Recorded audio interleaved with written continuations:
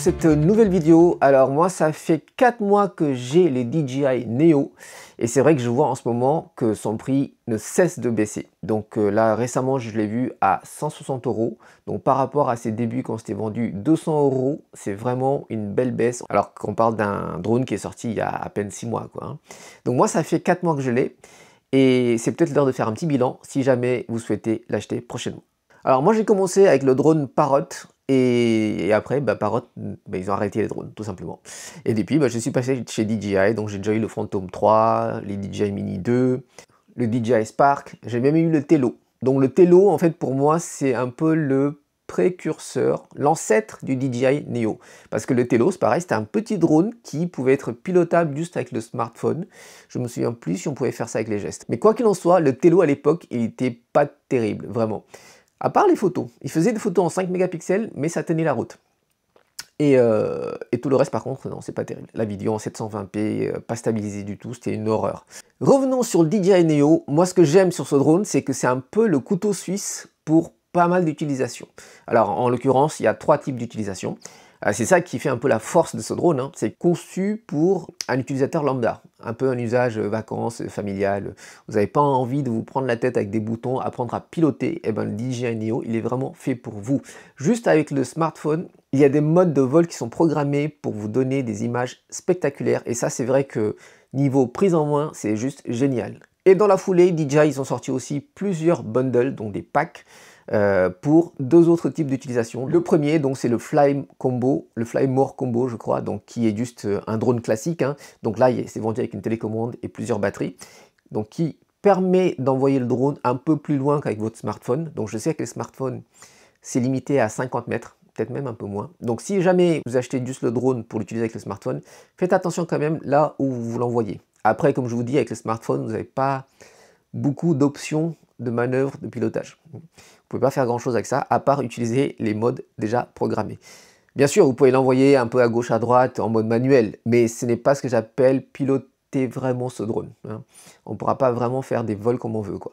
Personnellement, ce pack, je trouve que c'est un peu inutile. Dans le sens, si vous voulez acheter un drone classique, n'achetez pas le DJI Neo. Mais je vais revenir là-dessus.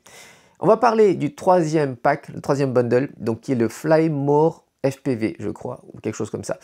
Et alors, ça, c'est un pack qui est tout nouveau, qui est sorti peut-être il y a à peine 2 mois, qui permet de piloter le drone en FPV. Et c'est précisément, moi, cet aspect qui m'a beaucoup intéressé quand j'ai acheté le DJI Neo. Alors, au début, je l'ai acheté juste le drone, sans le pack, tout ça. De toute façon, à l'époque, le pack n'était même pas sorti. Et je voulais juste voir déjà ce que ça valait comme drone. Et c'est vrai que si vous avez vu ma première vidéo sur le Neo, j'étais un peu déçu par la qualité vidéo. Ayant eu déjà plusieurs drones DJI, je m'attendais à une qualité supérieure. Dans le sens où le drone propose du 4K, je trouve que la vidéo ne reflète pas une qualité 4K. On est plus sur du Full HD que du 4K. Voilà.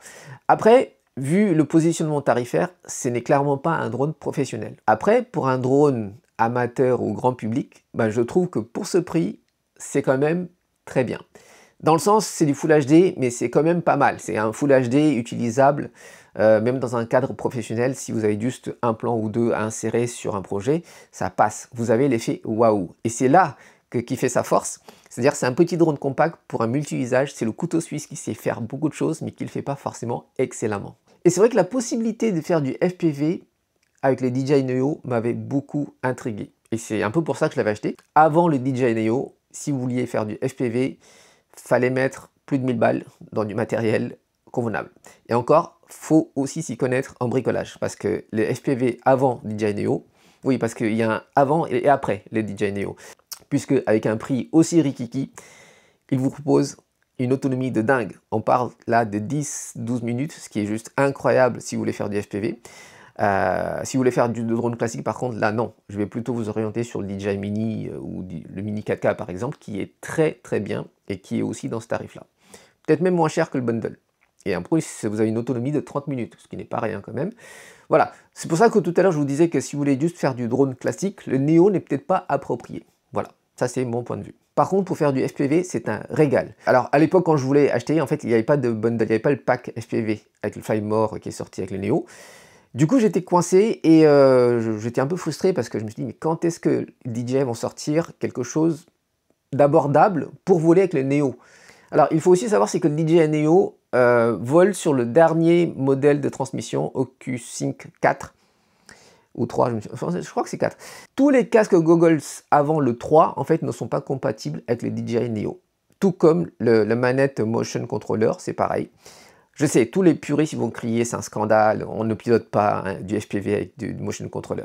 Moi, je suis débutant en FPV, je m'y connais pas grand-chose, et c'est vrai que le RC Motion Controller, je le trouve assez sympa à utiliser. Il n'est pas très précis, dans le sens où je ne vais pas me risquer à faire des vols pointus, risqués. Voilà. Après, pour m'initier au FPV, je trouve ça assez plaisant à utiliser quand même. Voilà. Mais moi j'ai commandé une manette, j'attends qu'on me le livre. D'ailleurs, sur les 6 derniers mois, je trouve que tout ce que je commande, il y a toujours du retard dans la livraison, c'est assez incroyable.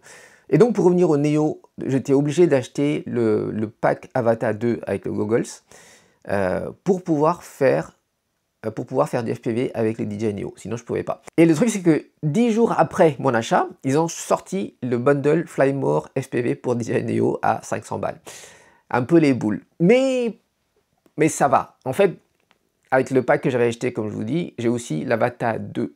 Et l'Avata 2, c'est autre chose. Mais je vous en parle à la fin. C'est juste incroyable ce drone aussi. Et il se trouve que le DJI Neo, si vous voulez commencer le FPV, c'est idéal. C'est vraiment le drone qui est conçu pour les débutants en FPV. Parce que le drone, il est petit, il y a un tout petit moteur, ça va pas vite. Vous n'allez pas vous écraser quoi que ce soit, enfin c'est hyper bien protégé en plus, donc même si vous crachez quelque part, le drone il est intact quoi. Alors j'ai pas fait de gros crash encore avec le Neo, mais je vois effectivement que le drone il est vraiment bien conçu. Le retour signal est hyper fiable. Alors par contre je sais que sur le Neo, donc il donne une distance de 2 km je crois. Concrètement, avec le casque goggles, au-delà de 200 mètres, je trouve que le signal s'affaiblit. Du coup, quand j'explore des bâtiments ou dans la forêt, j'évite d'aller au-delà de 200 mètres parce que je risque de perdre mon drone facilement. La prise en main est super facile. Alors, le premier vol a été compliqué, mais après 3 vols avec le RC, le Motion Controller, il est juste incroyable. C'est hyper facile, on comprend vite comment ça se passe. Et c'est que du bonheur en fait de découvrir le FPV. Et en fait c'est surtout cette liberté de mouvement en fait qui est géniale parce que le FPV en fait c'est pas comme le drone classique où c'est toujours un peu des vols linéaires assez droits. Avec le FPV en fait vous pouvez vraiment tanguer un peu à gauche, à droite comme un oiseau en fait, hein, plonger, remonter et tout. C'est vraiment planant comme expérience. Donc je ne peux que vous conseiller le DJI Neo si vraiment vous voulez essayer le FPV. Alors après je ne pense pas que ça plaira à tout le monde, dans le sens où il y a des gens qui ont des vertiges, qui ne sont pas à l'aise forcément avec ce côté un peu 360 immersif. Je pense que vaut mieux quand même passer par le Neo si vous n'êtes pas du tout familier à cet univers, avant de passer au modèle supérieur. Et c'est là que je vais vous parler de l'Avata 2, donc c'est une super transition. En volant avec le DJI Neo au bout de 3 mois, je me suis senti plus à l'aise pour tester l'Avata 2. Pour commencer, comme je vous dis, le Neo va beaucoup plus doucement, c'est pas une machine de guerre, quoi. C'est pas une machine de course, ça va vraiment très doucement, ça vous permet de contrôler vos mouvements. Et quand je suis passé à l'Avata 2, là c'est le choc, c'est comme passer du Dacia à une Porsche. La vitesse est 4-5 fois supérieure, c'est vraiment, c'est une fusée. Alors, si jamais vous testez tous ces drones la première fois ou même la première semaine, essayez de le faire sur un terrain dégagé. Voilà, c'est juste un conseil que je vous donne. Là, vous n'aurez pas de risque d'avoir des accidents. Surtout avec l'Avata 2, parce que ça va vraiment très vite. Si vous n'êtes pas habitué au contrôle, vous risquez de le crasher ou même de blesser quelqu'un. Voilà, donc faites attention à ça. Et c'est vrai que l'Avata 2, on passe vraiment à la gamme au-dessus. L'expérience FPV avec le Neo, c'est juste génial. Et l'Avata 2, c'est encore au-dessus. Donc voilà. L'Avata 2, déjà en termes d'image, là on a du vrai 4K, ça vole beaucoup plus vite. Vous sentez que la résistance au vent, bah, vous le sentez même pas en fait, parce que le moteur est tellement puissant que... Je vais vous lister un peu les défauts que j'ai pu recenser sur internet sur les DJI Neo. En gros, c'est la vidéo 4K. Donc ça c'est vrai, par contre, c'est pas une qualité 4K. C'est son autonomie qui a 10-12 minutes. Donc c'est vrai que c'est pas fou. il n'a pas un moteur puissant pour faire face au vent. Beaucoup de vent, je vous déconseille de voler avec les DJI Neo, vous risquez de les perdre carrément. Voilà, en gros, ces 3 points, c'est un peu les défauts qui reviennent sur le DJI Neo. Mais, comme je vous disais précédemment, ce sont des défauts sans vraiment l'être. Dans le sens, c'est un drone qui vaut moins de 200 €. Même si vous achetez le pack avec les manettes et tout, on trouve maintenant autour de 500 €. C'est vraiment... Alors, je vais vous dire, pour quelqu'un qui veut essayer au FPV, à 500 €, c'est juste incroyable. Avant le Neo, il n'y avait rien en dessous de 500 € avec un matériel aussi bon. Quand je dis aussi bon, une belle autonomie, un retour vidéo hyper fiable, un logiciel sophistiqué, bien conçu et intuitif à utiliser. La DJI, en venant sur le monde du FPV, ils ont juste cassé le game. Pour 500 €, vous avez rien d'aussi bon que les DJI Neo pour faire du FPV. En considérant son prix, même les défauts que je vous ai listés avant, ce ne sont pas vraiment des défauts. Et c'est vrai que son moteur un peu léger, bon, c'est un défaut, mais pareil, ce n'est pas non plus un drone qui est fait pour envoyer très loin. Par rapport à ça, d'ailleurs, ce petit moteur, j'ai pu faire quelques tests sur des journées avec du vent. Et c'est vrai que vous pouvez avoir des petites frayeurs. Vous ne pouvez pas l'envoyer très haut.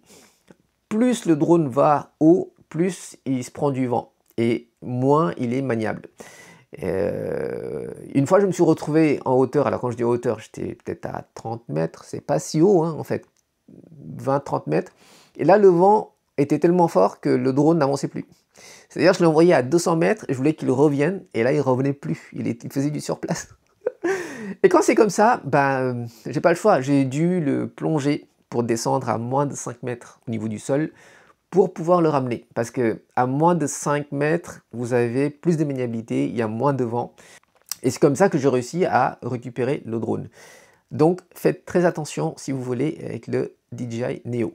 Voilà les amis, c'était un peu mon expérience avec le DJI Neo. Si vous cherchez un drone pour une utilisation familiale simple, sans vous encombrer, ça c'est vachement bien, donc juste avec le smartphone, avec les modes de vol programmés, c'est chouette à utiliser.